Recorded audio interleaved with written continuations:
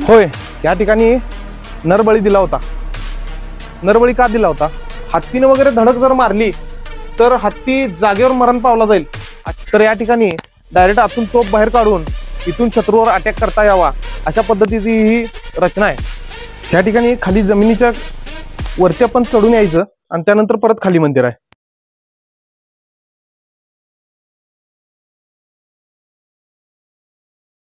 तर मित्रांनो, आज आपण आलोय सोलापूर शहरातील एक ऐतिहासिक ठिकाण असणारं हे सोलापूरचा भुईकोट किल्ला। असा भुईकोट किल्ला आज देखील सुस्थितीत असणारा आपल्याला क्वचितच पाहायला मिळतो। तर या किल्ल्याबद्दलचा संपूर्ण इतिहास, नेमका किल्ला कधी बांधला किंवा किल्ल्याच्या आणखीन बऱ्याच गोष्टी ह्या आपण आता जाणून घेणार आहोत। तत्पूर्वी तुम्ही पीएम प्रोडक्शन प्रशांत मुळीके आपल्या चॅनेलला लाईक करा, शेअर करा, सबस्क्राईब करा। चला तर आपण किल्ल्याचं संपूर्ण दर्शन घेऊ। या ठिकाणी हे आपण जे सोलापूरचा किल्ला पाहायला आज आलोय, तर या किल्ल्याचं जे संपूर्ण शूटिंग करण्याची जबाबदारी आहे तो आमचा सोलापूरचा मित्र समाधान यानं व्यवस्थितरित्या पार पाडण्याचा प्रयत्न चालू केलाय। मित्रांनो, ठिकठिकाणी किल्ल्याच्या तटबंदीवर जाण्यासाठी अशा प्रकारचे या ठिकाणी आपल्याला अगदी छोट्याशा पायरी वाटा दिसतात। तर बघू शकतो आपण या ठिकाणी आता लेटेस्ट मध्ये थोडंसं ह्यांनी डेव्हलप करण्याचा प्रयत्न केलाय, त्यामुळे या ठिकाणी चेन क्रेन वगैरे आपल्याला बघायला मिळते। त्या किल्ल्यावरून आपल्याला बघितलं आपण किल्ल्यावरनं तर आपल्याला सिद्धरामेश्वर मंदिराचा जो तलाव आहे त्या तलावाला लागून हा किल्ला असल्यामुळं या ठिकाणाहून या मंदिराचं दर्शन आपल्याला घेता येते। या किल्ल्याची तटबंदी आज देखील सुस्थितीत आहे। आपल्या पश्चिम महाराष्ट्रातील सर्वात सुंदर असा हा भुईकोट आहे, म्हणायला काय हरकत नाही। तर मित्रांनो, ह्या आपण तटबंदीवर आलोय। या ठिकाणी आपण बघू शकतो मागं तटबंदीचे अवशेष। पुरातत्व खात्याने विशेष लक्ष देऊन थोडं संवर्धनाचा या ठिकाणी प्रयत्न सुरू केलाय। मित्रांनो, ह्या ठिकाणी जर आपण बघितलं ठिकठिकाणी बुरुजावरचे कटडे आहेत, तर ह्यामध्ये आज देखील ज्या ड्युट्या वगैरे लावण्यासाठी जी व्यवस्था आहे ती दिसून येते। दुसरी गोष्ट म्हणजे इथून धनुष्यबाण अथवा नंतरच्या काळात ज्या ठासणीच्या बंदुका रायफली आल्या त्यातनं इथनं निशाणा साधण्यासाठी या ठिकाणी होल देखील आपल्याला दिसते। तर अशा पद्धतीचं ह्या किल्ल्याचं हे वैशिष्ट्यपूर्ण गोष्ट म्हणायला लागेल। आणि इथं जर तुम्ही एक छोटासा कट्टा टाईप एक स्ट्रक्चर आहे, तर यावर असा अंदाज आपण वर्तवू शकतो की इथं तोफ ठेवली जाऊ शकते आणि इथनं तोफेतनं बुरुजाच्या बाहेर निशाणा साधला। या ठिकाणी जर बघितलं आपण तर ही तत्कालीन वास्तू आहे। या बुरुजालगत असणारी वास्तू या ठिकाणी अतिशय भक्कम असं बांधकाम केलेलं तत्कालीन आपल्याला दिसतंय। इथे या ठिकाणी सैनिकांना वगैरे थांबण्यासाठी केलेली असावी असं आपण तर्क लावू शकतो। काही ठिकाणी अतिशय पडझड झालेली आपल्याला दिसून येते। या ठिकाणी मित्रांनो, ह्या किल्ल्यावर आल्यानंतर इथली एक सगळ्यात महत्वाची गोष्ट म्हणजे इथली जी विहीर आहे की नाही, ती विहीर अतिशय म्हणजे मी आजपर्यंत जितकं फिरलो त्यामध्ये ही अशा पद्धतीची ह्या आकाराची विहीर मी आजपर्यंत कुठेच बघितलेली नाही। तर अशा पद्धती ही नागबावडी विहीर आहे। म्हणजे नागबावडी म्हणण्याचं एक अर्थ असा आहे की ह्या विहिरीचे एकंदरीत स्ट्रक्चर जे आहे ते असं वळणाच आहे। तर मित्रांनो, अशा मूर्त्या बघितल्यानंतर नेमकं हे इंडो इस्लामिक शैली आहे का प्युअरली आपल्या मराठा शैलीतलं किंवा हेमाडपंथी शैलीतलं किंवा त्याही पूर्वीच्या काळातला किल्ला आहे।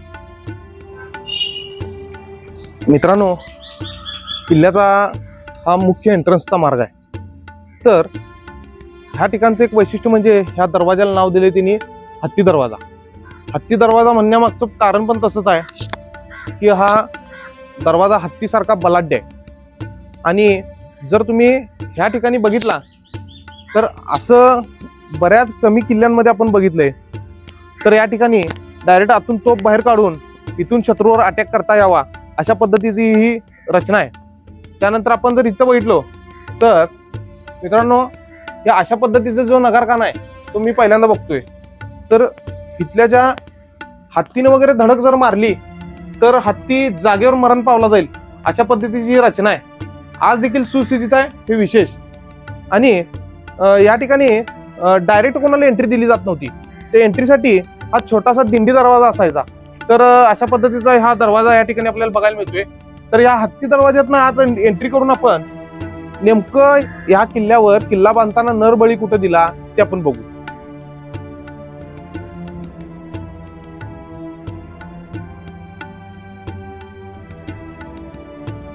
आत आल्यानंतर लगेचच मित्रांनो ह्या ठिकाणी आपल्याला सैनिकांना ऊन वारा पावसापासून स्वतःचं रक्षण करण्यासाठी त्या ठिकाणी आपल्याला दिसतं. आणि इथं देखील परत तुम्ही जर बघितला इथून देखील तोफा बाहेर काढल्या जायच्या. म्हणजे नेमकी तोफ ठेवायची जागा का सैनिकांना थांबायची जागा हे एक आपल्याला बघायला लागल. त्यानंतर त्या ठिकाणचे सगळेच बुरुज आहेत ते अतिशय बलाढ्य आणि प्रचंड आहेत. आपल्याला ठिकठिकाणी ह्या ठिकाणी जर बघितलो तर सेम तशीच रचना आहे. इथून तुम्हाला तोफा सगळीकडनं बाहेर काढण्यासाठी जी मोठमोठी छिद्र ठेवल्यात ते बघायला मिळते. भव्य असं ह्या ठिकाणी हे चिंचेचं झाड देखील अतिशय पुरातन असं दिसून येते आपल्याला. आता बघू शकतो इंडो इस्लामिक जी शैली होती त्यातलं हे स्ट्रक्चर आहे. पण वरती जर बघितलं आपण तर व्याळ वगैरे असं सगळं दिसतंय. म्हणजे नेमकं हे हेमाडपंथी काळातलं बांधकाम आहे का नेमकं दुसरं कुठलं आहे असं हे सांगणं कठीण आहे. जर आपण किल्ल्यात एंट्री मारताना जर बघितलं तर तिथं त्यांनी थोडक्यात इतिहास लिहिलाय. तर त्या इतिहासात तर हा किल्ला 1656 साली बांधला असं लिहिलंय त्यांनी. पण मला नाही वाटत 1656 साली असा किल्ला बांधला जाऊ शकला असता. कारण ही एकंदरीत भव्यता आणि दिव्यता जर बघितली तर आज हजारो वर्ष झाली तरी किल्ला सुस्थितीत आहे असं दिसून येते. तर ह्या ठिकाणचा हा दरवाजा जो दिसतोय आपल्याला हा अतिशय मजबूत दरवाजा आहे. वरती नगारखाना परत ती स्ट्रक्चर त्या ठिकाणी ह्याला पण दिंडी दरवाजा आहे. इथं जर बघितलं आपण 100% हेमाडपंथी काळातलं सगळं आपल्याला ह्या ठिकाणी बघायला मिळतील खांब. काहींची मोडतोड सुद्धा झाल्या. काही या ठिकाणची ज्या शिळा वगैरे आहेत त्यांची. तर इथं तुम्ही एंट्री केल्यानंतर पहारेकऱ्यांना इथं तुम्हाला त्यावेळी रजिस्ट्रेशन करावं लागायचं. त्या काळात देखील रजिस्ट्रेशन नावाची प्रोसेस असायची. त्या ठिकाणी तुमचं सगळं नेमकं तुमचं कोण आहे काय आहे सगळी ओळख बिळख दाखवून तुमचं सगळं परिचय देऊन ह्या ठिकाणी आत जायला लागायचं. इथं जर बघितलं आपण सेम टू सेम आपल्याला अशा पद्धतीचे जे दगडी घडवलेल्या तोडींपासून ही एक डिझाईन आणि सपोर्ट डिझाईन आहे. तर ही सेम तुम्हाला हम्पीत सेम अशा पद्धतीची रचना बघायला मिळते. त्यानंतर तुम्ही इकडे जर आला तर या ठिकाणी पूर्वी हत्ती बांधली जायची. तर याला हत्तीखाना म्हणतात. तर हत्ती बांधली जायची या ठिकाणी. अशा पद्धतीचं हे म्हणजे हत्तीखाना नाव दिलंय ना. आणि खरंच हत्ती बसतील एवढे उंच ह्या ठिकाणी हे मनोरे आपल्याला बघायला मिळतील.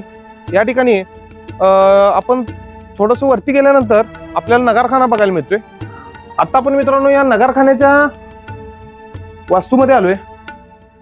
बघू शकतो आपण इथून हा संपूर्ण खालचा प्रदेश आपल्याला दिसून येतो. अतिशय थंड अशी ही वास्तू आहे या ठिकाणी. प्रचंड ऊन आहे सोलापुरात पण तरी देखील या ठिकाणी अतिशय निसर्गरम्य वातावरण आहे. जवळपास 7 फूट उंचीचं हे नगारखाना आहे. अशा पद्धतीची ही वास्तू एक पायरी जवळपास 1 फूट ते 1.5 फूट उंचीची पायरी आहे.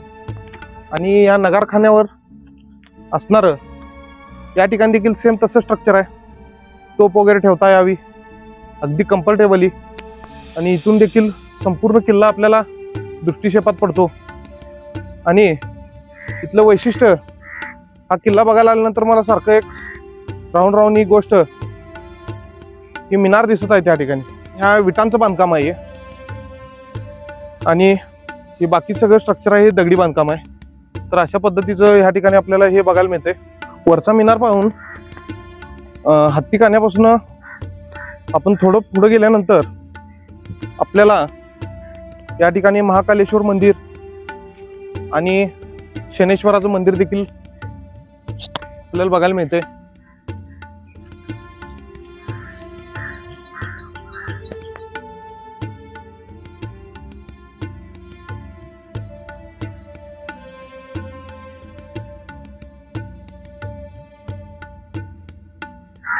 होय, या ठिकाणी नरबळी दिला होता. नरबळी का दिला होता त्यामागे देखील एक गोष्ट सांगितली जाते. जो हा महाकालेश्वर मंदिर आणि शनेश्वर मंदिराला लागून जो बुरुज आहे तो बांधला की वारंवार ढासळत होता आणि तो ढासळू नये म्हणून या ठिकाणी एका लहान मुलाचा नरबळी दिला होता. अशी या ठिकाणी एक धक्कादायक गोष्ट घडलेली आपल्याला इथं इतिहासात काही लोकांच्या मार्फत आख्यायिका सांगितली जाते. आणि या ठिकाणी हा महाकाल दरवाजा म्हणून प्रसिद्ध आहे. महाकाल दरवाजा तर इतका मोठा आणि इतका विस्तीर्ण आहे की या दरवाजाची जी भक्कमता आहे ती अभेद्य आहे. या ठिकाणी आपल्याला काही शिलालेख बघायला मिळतात. या ठिकाणी एका देवाची प्रतिमा आहे, त्यामध्ये विष्णुदेव असण्याचा प्राथमिक माझा अंदाज आहे. त्यानंतर तुम्ही इकडे बघितला द्वारपालाची मूर्ती आहे. त्यानंतर ही विरगळ आहे. या विरगळीमध्ये खाली युद्धाचा प्रसंग दाखवलाय. मधला इंद्रानं पाठवलेला अप्सरा आणि हा वीर यांचं दिसते. त्यानंतर वीर कैलासात गेलाय, शिवाची भक्ती करतोय. अशा पद्धतीनं हे या ठिकाणी आपल्याला दिसून येते.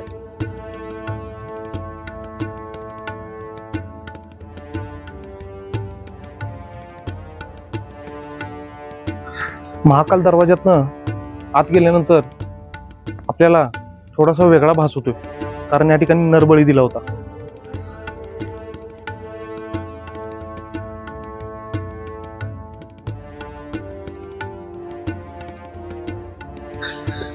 त्या ठिकाणी तत्कालीन ही वास्तू आपल्याला बघायला मिळते. आपल्या मागं हे पुरातन मंदिर आहे, पण हे मंदिर बघितल्यानंतर मित्रांनो इतकं वाईट वाटतंय, कारण इतकं देखणं मंदिर हे असं पडझड करून मोडून तोडून टाकण्यात आलेलं आपल्याला दिसून येते. अशा पद्धतीचं अनेक मंदिरं जी परकीय शत्रूंनी आक्रमण केली भारतामध्ये, तर अशी बरीच वैशिष्ट्यपूर्ण मंदिरं मित्रांनो त्यांनी तोडली. त्यांनी तोडल्यामुळे त्या मंदिरांचं महत्त्व कायमचं नष्ट झालं मित्रांनो. तर अशा पद्धतीचं मंदिर ह्या ठिकाणी नक्की तुम्ही आल्यानंतर या मंदिराला भेट द्या.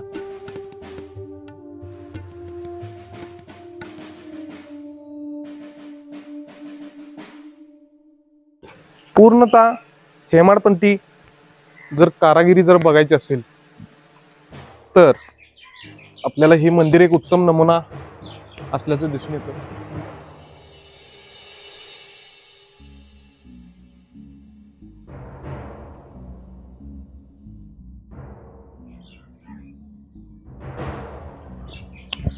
मंदिर कसं असावं हे फक्त भारतातच पाहावं, अशा पद्धतीचं हे मंदिर आहे.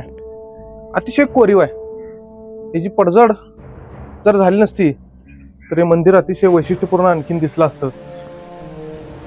या ठिकाणी मित्रांनो हे जर मंदिर बघितलो तर हे मंदिर आपल्याला दिसून येते.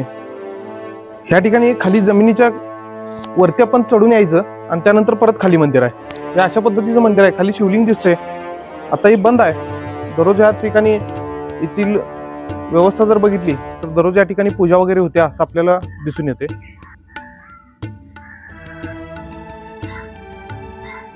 अनेक या ठिकाणी शिलालेख किंवा मंदिराचे अवशेष पडझड झालेल्या अवस्थेत आपल्याला या ठिकाणी बघायला मिळतात. त्या शिवलिंग मंदिरापासून इकडे आल्यानंतर आपल्याला खरंच हेमाडपंथातलं हे मंदिर आहे हे 100% माहित होते. बघू शकतो आपण.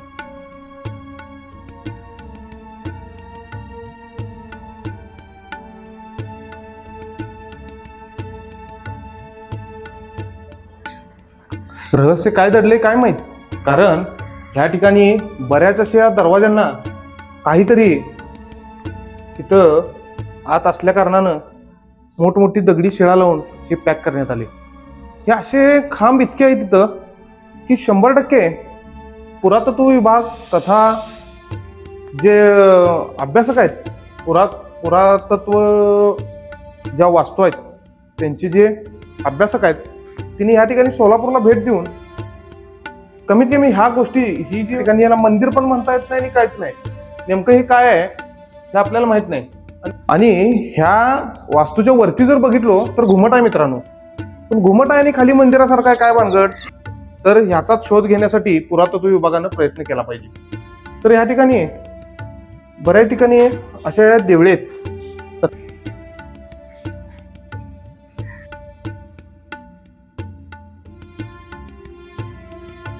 इथून वरती जाऊन आपण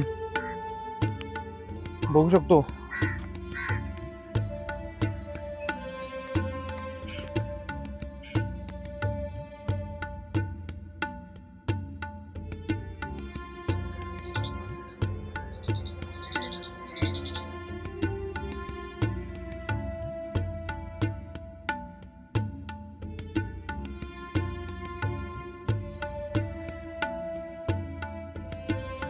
बंदुकांसाठी त्या ठिकाणी छोटे छोटे होल ठेवण्यात आलेत.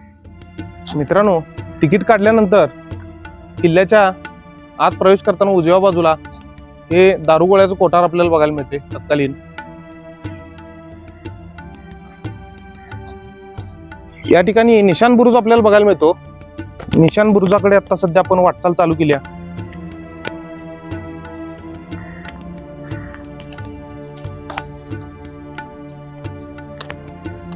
ठिकठिकाणी रहस्यमयी वाटा आपल्याला या ठिकाणी दिसतात. या ठिकाणी जर बघितलं आपण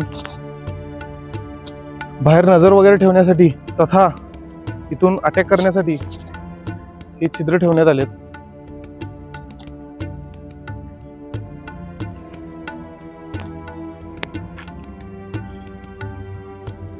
साधारण 25-30 पायऱ्या आहेत मित्रांनो. हे निशान बुरुज म्हणजे या किल्ल्यावरची एक देखणी इमारत म्हणाल काय हरकत नाही. आज देखील थोडा एक दगड सुद्धा हललेला नाही इथला. एक साधा दगड सुद्धा हललेला नाही इथला. अशा पद्धतीची वास्तू आहे. या ठिकाणाहून संपूर्ण सोलापूर शहराचं आपल्याला दर्शन होते.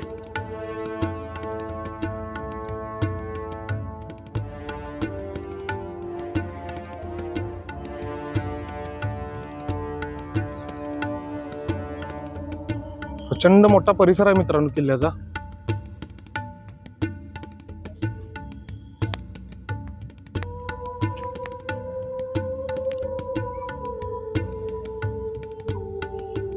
थोडस खाली आल्यानंतर या ठिकाणाहून ही दुहेरी तटबंदी आहे. सोलापूर महानगरपालिका प्रशासन व पुरातत्व विभाग यांच्या संयुक्त विद्यमानं या ठिकाणी सुंदर असं गार्डन बनवण्यात आले. बघू शकतो आपण. मित्रांनो, सोलापूर हे क्रांतिकारकांचं माहेरघर म्हणायला काय हरकत नाही. कारण या ठिकाणी अनेक क्रांतिकारांचा जन्म झाला, लढे झाले. तर त्याचंच एक स्मृती म्हणून या ठिकाणी ह्या 2 तोफा ठेवलेल्या आपल्याला दिसतात. साधारण 1808 साली त्या तोफा भारतात आणण्यात आल्या. कारण ह्यावर ह्या तोफा लंडन मेड असलेला लोगो आहे. शिवाय जवळपास कित्येक शेकडो टन ह्या तोफेचं वजन आहे. ते सांगता सुद्धा येऊ शकत नाही, कारण इतकं ह्या तोफेचं वजन आहे. आणि इकडे सुद्धा साधारण 1807 सालची आपल्याला तोफ बघायला मिळते. या तोफा आता निकामी करून ठेवण्यात आल्यात. कारण यामध्ये जर खिळा ठोकला की या तोफा निकामी होतात. तर अशा पद्धतीने ही निकामी केलेली तोफ आहे. पण ह्या एकंदरीत तोफेची जाडी आणि लांबी जर बघितली तरी ही अतिशय लांब पल्ल्याची तोफ आणि एक स्फोटक मारा करणारी ही तोफ आपल्याला म्हणून ओळखली जाऊ शकते. अशा पद्धतीच्या ह्या तोफा या ठिकाणी आपल्याला बघायला मिळतात. तर मित्रांनो, या ठिकाणी तुम्ही जर भेट देणार असला तर सकाळी 9 वाजता या ठिकाणचं गेट उघडलं जातं आणि 9 नंतर संध्याकाळी 5 पर्यंत या ठिकाणचं गेट उघडं असतं. यासाठी तुम्हाला कंपल्सरी ऑनलाईनच तिकीट काढावं लागतं. ऑनलाईन तिकीट काढण्यासाठी या ठिकाणी तिकीट गृहामध्ये एक स्कॅनर बसवलेला आहे. प्रति व्यक्ती 20 रुपये. जर भारतीय नागरिक असेल तर ते तिकीट काढून आपल्याला ते तिकीट त्यांना दाखवून आतमध्ये प्रवेश घ्यावा लागतो. आणि किल्ल्याला 2 ठिकाणाहून एंट्रन्स आहेत. आणि हा तिकीट काढण्यासाठीची जी प्रोसेस आहे त्या प्रोसेसची मी जी लिंक आहे किंवा ती तुम्हाला मी खाली डिस्क्रिप्शन बॉक्समध्ये देईनच. शिवाय अशा पद्धतीचे आमचे नवनवीन व्हिडिओ पाहण्यासाठी तुम्ही आमच्या चॅनेलला लाईक करा, शेअर करा, सबस्क्राईब करा. धन्यवाद.